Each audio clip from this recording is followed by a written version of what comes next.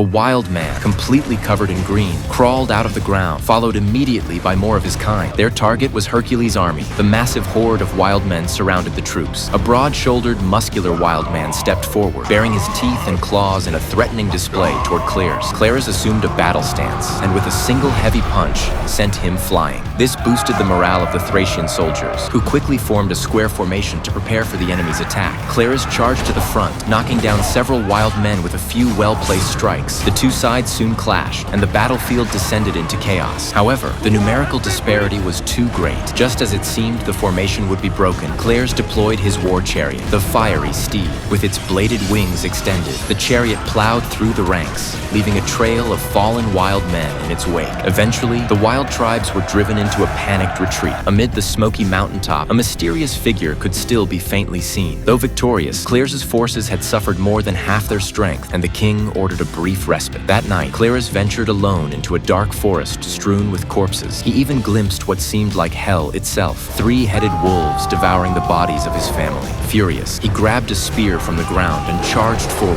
Yet this was only a nightmare in his mind. Immersed in the vision of his wife and children's deaths, he could not break free. After a short rest, he regained his composure. Drawing on his previous battle experience, he began training the remaining soldiers, equipping them with light yet durable gear. Under Clarus' guidance, these raw recruits finally became competent soldiers. Scouts soon reported that a Centaur army had assembled near their camp. Clarus once again led his troops into battle, arriving at the final battlefield of this campaign. However, the so-called Centaur army turned out to be nothing more than panicked villagers spreading rumors. The two armies' leaders faced each other, and the enemy, relying on their numerical advantage, tried to persuade Hercules to lay down his weapons and surrender.